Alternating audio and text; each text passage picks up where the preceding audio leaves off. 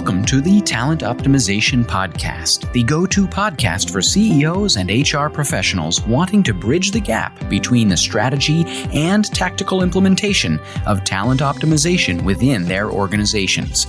Through interviews, predictive index, and personal experience, your host, Tracy Shirk, helps you discover the facets of talent optimization from both a CEO and HR perspective to truly create the dream team for your organization. Are you ready? Let's get started. Welcome to Talent Optimization. Today, we are chatting about talent development and what talent development really means for the managers inside of our organization. And with me today is Dr. Mandolen Mull, or Mandolen. And what I have so loved about my conversations with Mandolen, and you're going to hear much more about this in a second, is Mandolen is 4'11", red hair, and her claim to fame is training steelworkers and iron workers. Okay, so with that, how do we train individuals and really create leadership opportunities in day-to-day life? First, thanks for having me on this, Tracy. I really appreciate it. I love getting to talk about talent development and what I think about being a PhD and going into scholastic realms and all of these types of things, but also going into the trades fields. I have a really lovely opportunity to get to talk to people about how to create succession plans, how to understand that we are playing the infinite game, right? That the work that we do today is going to have lasting impacts. Each one of us are beneficiaries of someone who gave us a chance, someone who saw talent in us and said, "You got it, kid, go get after it." Someone who helped elevate us, that mentored us.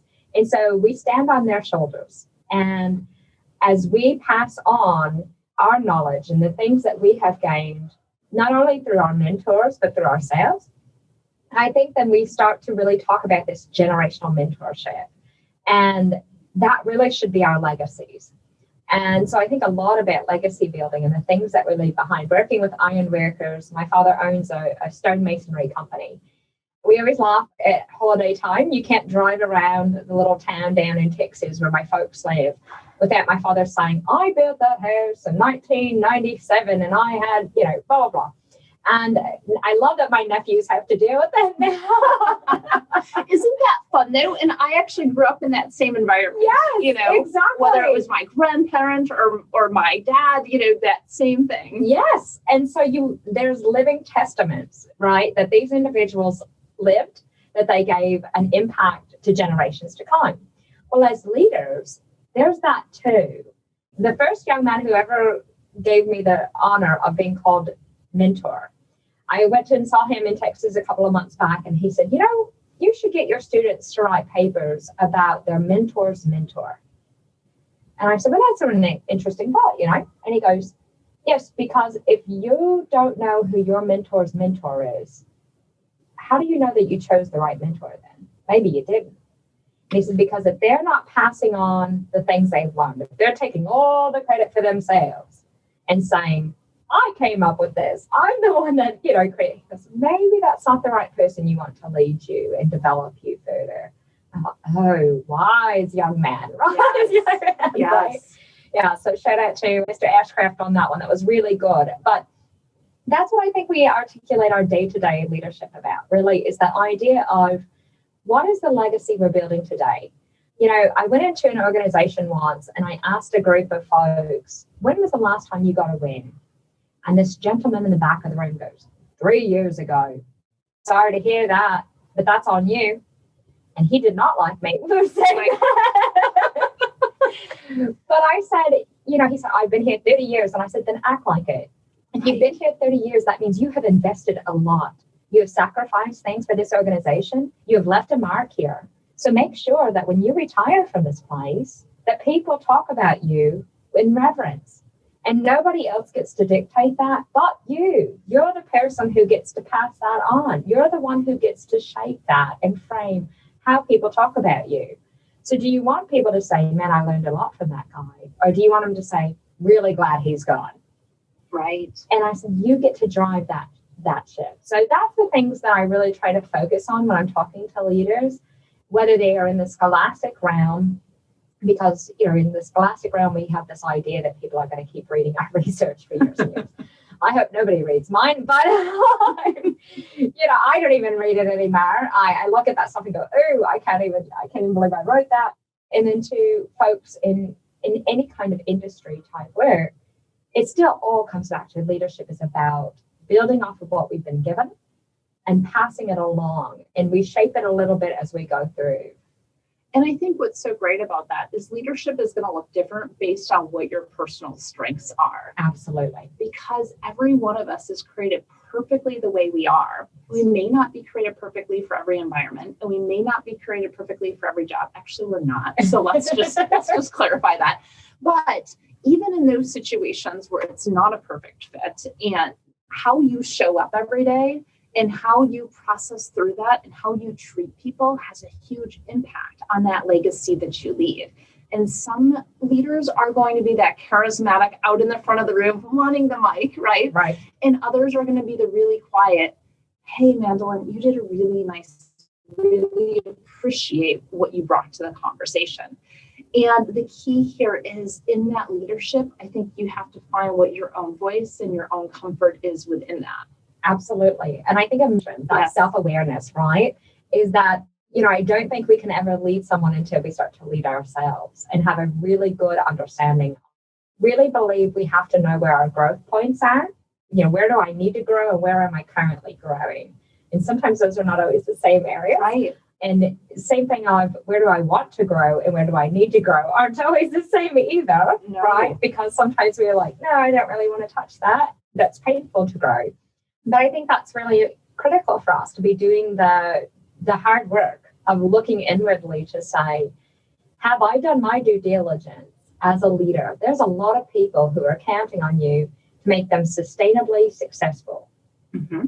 Not just for the next promotion, not for just the next paycheck, the next quarter, the next year, but people are asking you to give them the tools to make them sustainably successful. Right. They may have forgotten they asked you of that, but they did. So are you being a good steward to make sure that what you are doing for the people that you serve, that you've shored up those areas where there are some identifiable gaps, that you're willing to let people hold you accountable to that too? Right. And the other thing with this that I think is really important is different roles require different types of leadership. And with that, some of that self-awareness comes into what does this role is very different than who do I want to be? Or, here's a strength that I may need to, or an opportunity area that I may need to grow in.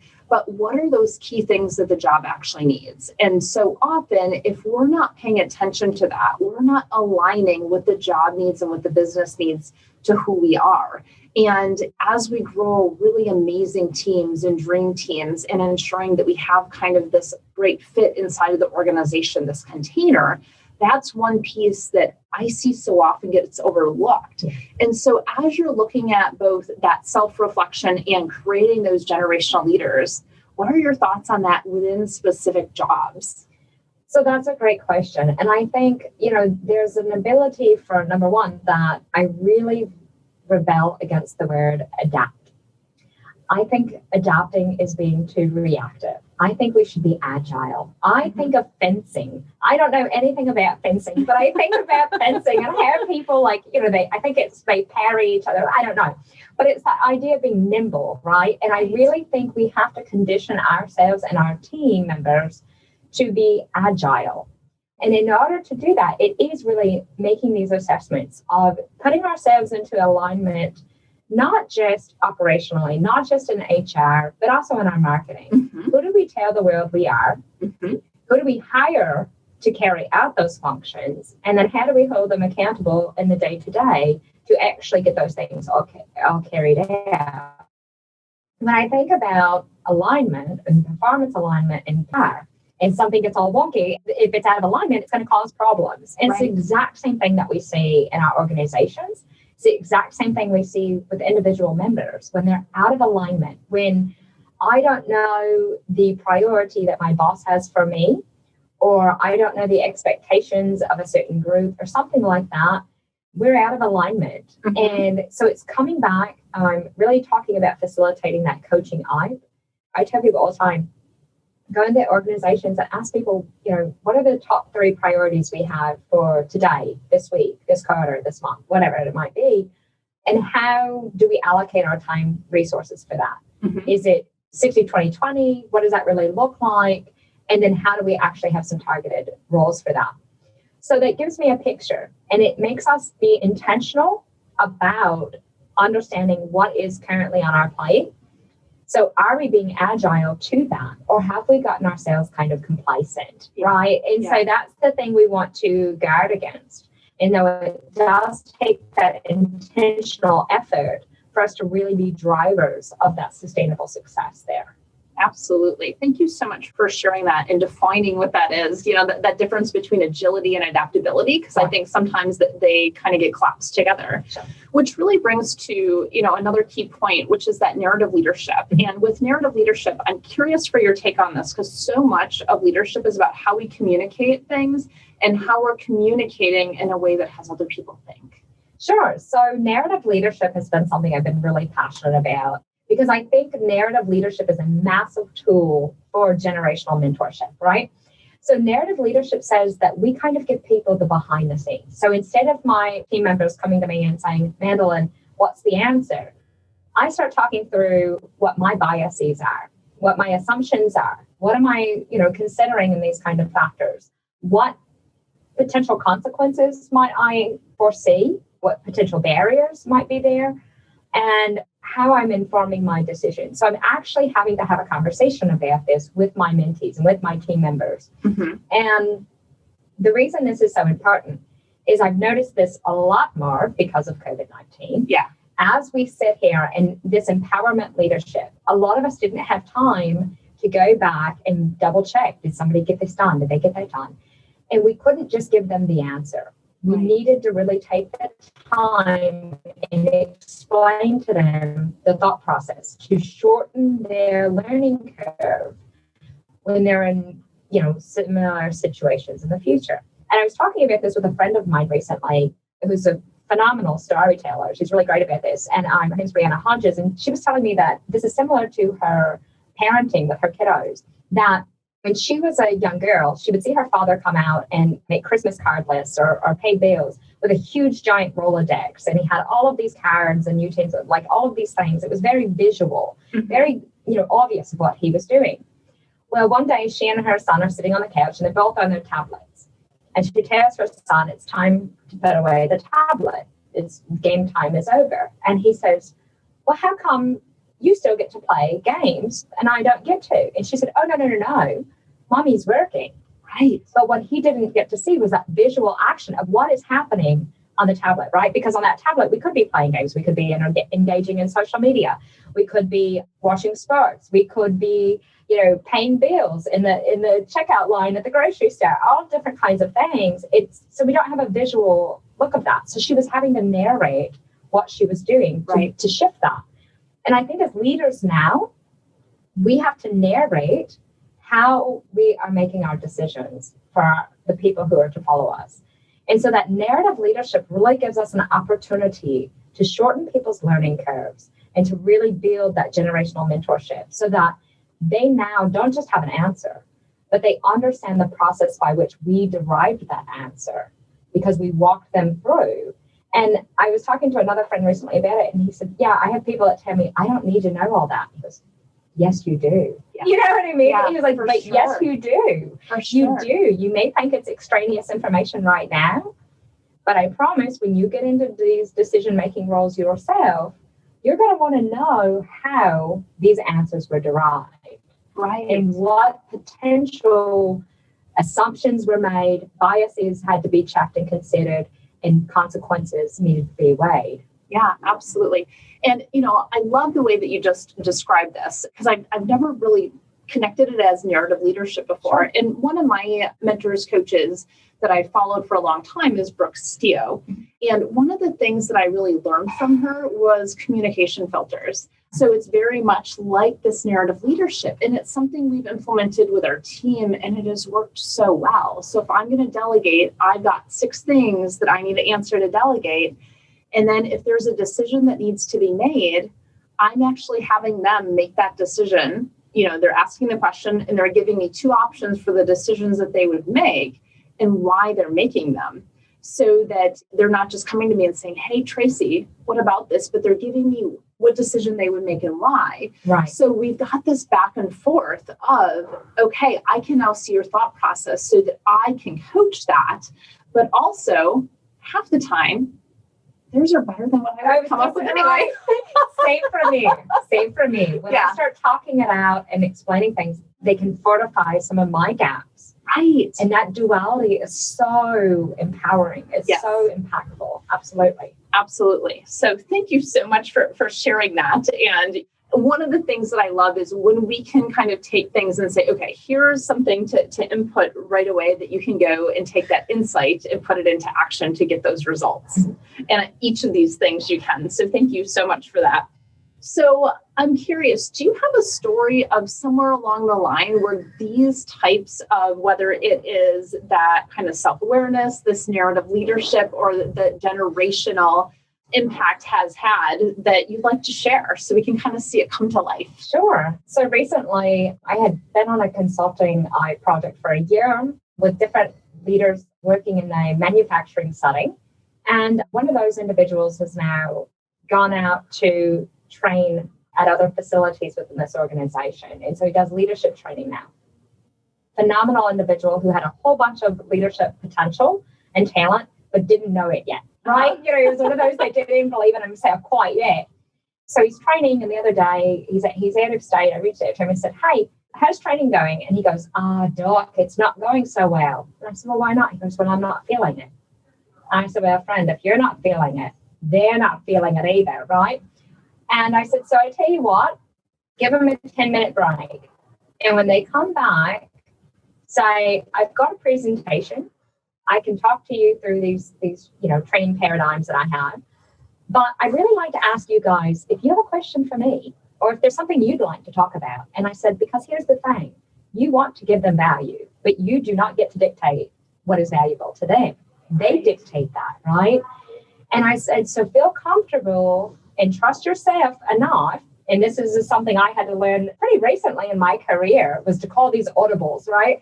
Was to be able to say, hey, wait a second, maybe I don't have all the answers right now. Maybe I need to look back and say, hey, team, what would you guys like to talk about right now? This is your learning. This is your development. This is your experiences. What is it that matters to you? I can't think of when the last time was that I've worked with organizations where they really ask their people, what is it that you value in the work that you do? Mm-hmm. We make a lot of assumptions.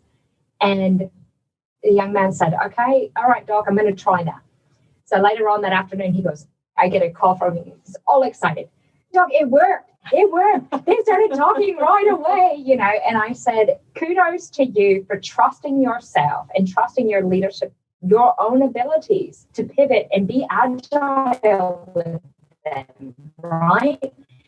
To sit there, and it goes back to that agility, to sit there and say, what does this moment require of me? Right. And if he wasn't feeling it, he wasn't going to be able to provide value to those folks. And it was a bit through that sense of saying, it's okay to let go and see what they are telling you is valuable to them. And then you can add to that. And not only did it add for his audience there, it added for him, of course, right? And certainly for me, because I got really excited on the sidelines, and I love that. So that really, I think, it kind of illustrates a couple of different points that we've talked about today, but really that sense of talking through and making ourselves a little bit vulnerable, but also trusting ourselves enough to say, I'm agile, I've done the work, I've conditioned myself to know that if they don't talk at all, I can go back to my presentation and I can sit here and try to think about what, now I have a more sharpened, honed intention here. Mm-hmm. Instead of just trying to speak to this presentation, but really try to drive home value.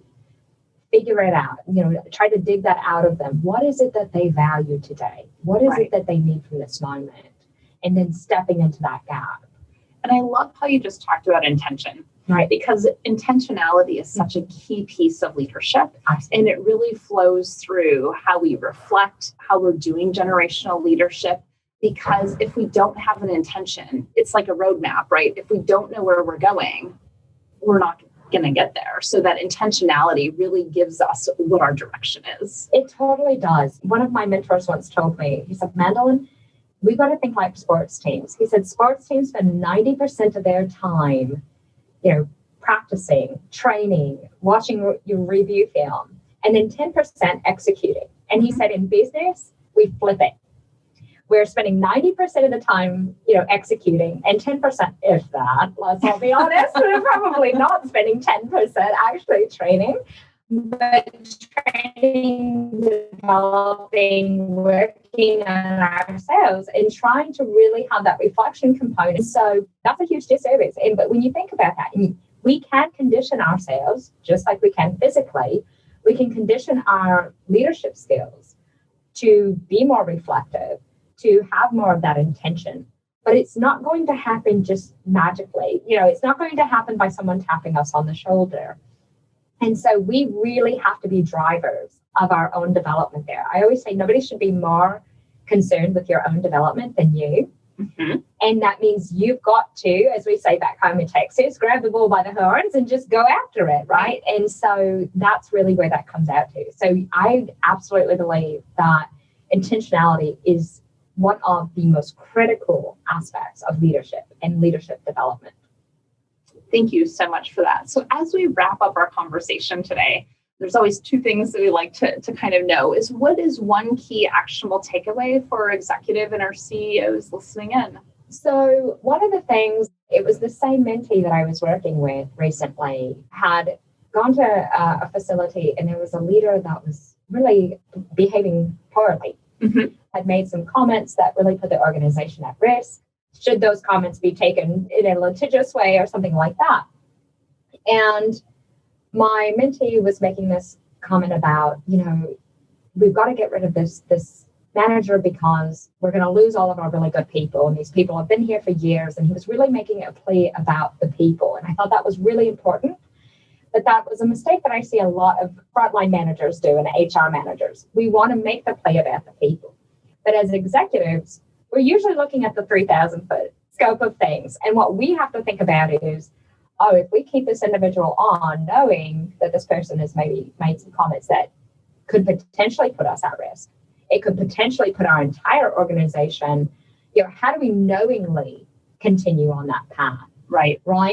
And so they knew it cognitively, but it wasn't until my mentee actually said it out loud in front of all of them and said, guys, how do we, and he asked the entire executive team, how do we knowingly open our organization up to potential financial? And the answer was, we cannot. Right. And so it was, and while executives absolutely think about the people, I don't mean to imply that they do not, but they are so often having to look at these bigger impacts for the collective.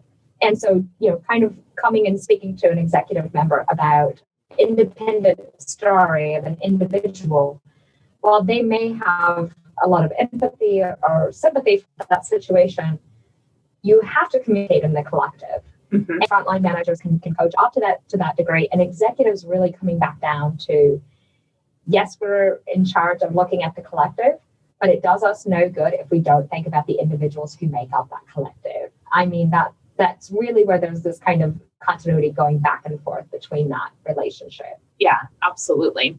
So that, as HR folks, it's, hey, really listening in and saying, if I'm chatting with, CEO or my executive team, I need to make sure that I'm speaking to what their key priorities are. Right.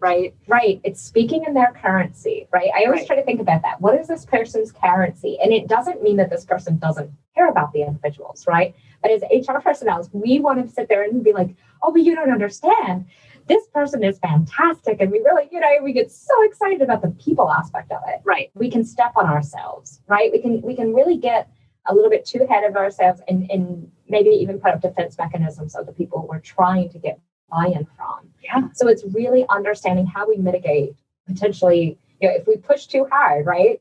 Sheryl Sandberg talked about leaning in. Sometimes you got to lean out. Yeah, yeah, absolutely. Absolutely. Right. So for those CEO listeners, it's really having that managerial courage to name when things are not going well and being able to name, hey, here's the specific issue and really addressing it head on. It's massive. I will say, every organization I go into, people tell me that communication is their biggest flaw. And it's not. It is almost always managerial courage, a lack of managerial bravery, or what we also refer to as managerial malpractice, is that people not having the direct conversations, people thinking that accountability is a bad word and not understanding that accountability is purely just to give an account. And accountability isn't about me holding other people accountable. It's also about how I allow them to hold me accountable. Mm-hmm. If I truly am worth my salt, if I truly care about developing myself and being a good steward of the gifts that I have and the finite time that I have in this being a leader role, then I have to be able to be willing to step up and let other people hold me accountable. Right. And so that does take bravery. I mean, that's tough. You said it, I'm a 4'11" redhead. I don't always like it when somebody tells me and holds me accountable. But it makes me better. The people that make us great are not the people who tell us we're great. It's the people who hold us accountable, who help us grow, who really push us to be a little bit more than what we were before they encountered our lives. And sometimes the people who hold up the mirror and say, is that really what you wanted to portray yourself as? It's a question I ask myself every night when I go to bed. Am I proud of the woman I presented myself to be today, that I carried myself to be? Am I proud of that woman? And some days the answer is a hard no. Right. And that's really tough. But that's that reflection component, right, that we were talking about. And it means that having managerial courage, understanding that people are robust, they bring their whole selves to the work environment. And when we fail to hold them accountable, when we fail to delegate to them, when we fail to correct poor performance, we are failing their development. Absolutely. They've asked us to make them sustainably successful. We have to step up to that plate. And if we're not willing to do it, if we don't have the bravery and the courage to do it, we shouldn't be in our roles. It's a gift that we were given, and those people are counting on us to drive that for their sustainability. Absolutely. Thank you so much for being with us today. And if you are looking to follow Dr. Mandolen Mull, learn more about what she's doing, she is doing leadership and training through Momentum Consulting, and she is also the chair of the Peary School of Business at Rockford University. And we will have links to all of those in our show notes. So thank you so much for sharing your insights with us today. And thank you for listening in. And we hope that you'll join us next week. And if you have not yet subscribed to our podcast, please go back and subscribe. There's some amazing episodes up until now and in the future. So have a great rest of your day. Thank you for joining us on this episode of the Talent Optimization Podcast. You'll find more tools and resources for CEOs and HR professionals looking to bridge the strategies versus implementation gap of talent optimization at elevatedtalentconsulting.com. We've also created a free, valuable resource for you to begin bridging the gap called the Talent Optimization Foundation Membership Program. You can access it for free at elevatedtalentconsulting.com/foundation. Be sure to tune in next week for another episode to learn more about talent optimization and creating a dream team for your organization.